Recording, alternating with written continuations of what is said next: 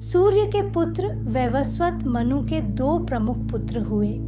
एक थे इक्ष्वाकु जिनसे सूर्य वंश चला और दूसरे थे सुद्युम्न जो अत्यंत पराक्रमी और धर्मशील राजा थे।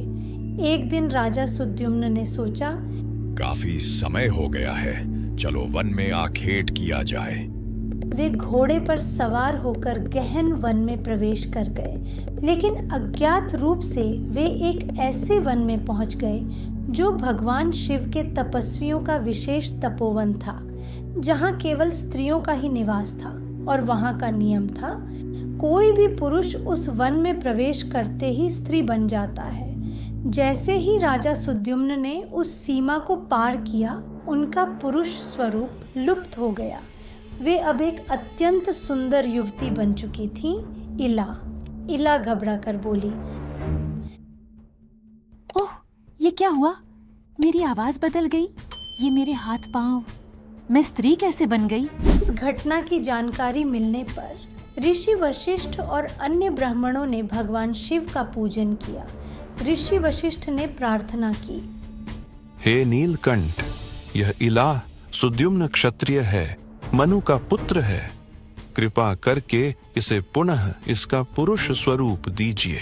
भगवान शिव प्रकट हुए और बोले, हे वशिष्ठ, यह मेरे तपोवन का नियम है, परंतु तुम्हारी प्रार्थना स्वीकार है। इला अब 1 महीने पुरुष और 1 महीने स्त्री रहेगी। इस समय चंद्रमा के पुत्र बुध वन में तपस्या और वेदाध्ययन में लगे थे। एक दिन उनकी दृष्टि उस स्त्री पर पड़ी जो अत्यंत तेजस्वी, सौम्य और शांत थी।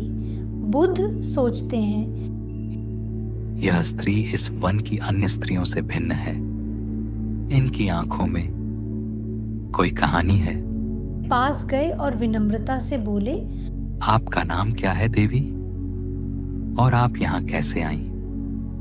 इला ने धीरे धीरे सारा सत्य बताया कि वे मूल रूप से पुरुष थीं, मनु के पुत्र, लेकिन शिव तपोवन में प्रवेश के कारण स्त्री बन गईं और अब महीने महीने रूप बदलते हैं।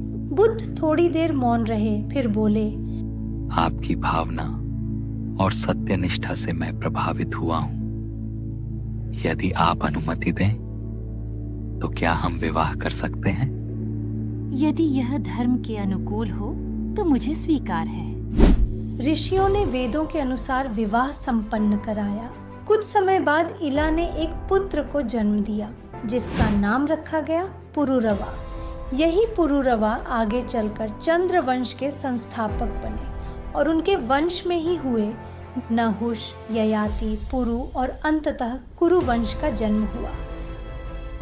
यह कथा हमें क्या सिखाती है? जीवन में परिवर्तन चाहे जैसा भी हो, सम्मान और धर्म का पालन किया जाए तो हर स्थिति में दिव्यता संभव है। बुद्ध जैसे ज्ञानी देवता भी जब सत्य और मर्यादा को देखते हैं तो वहीं उन्हें वास्तविक आकर्षण होता है। और शिव चाहे नियम जितना कठोर क्यों न हो, सच्ची प्रार्थना से द्रवित हो ही जाते हैं। वीडियो पसंद आया हो तो लाइक करें, शेयर करें और सब्सक्राइब ज़रूर करें। बेल आइकॉन दबाना न भूलें ताकि अगली रोचक कथा सबसे पहले आप तक पहुंचे। आज का क्विज, इला के पिता का क्या नाम था? ए ब्रह्मा, बी मनु, सी चंद्र, दे वशिष्ठ। अपना उत्तर नीचे कमेंट में ज़रूर लिखिए। सही उत्तर इसी वीडियो में छुपा है।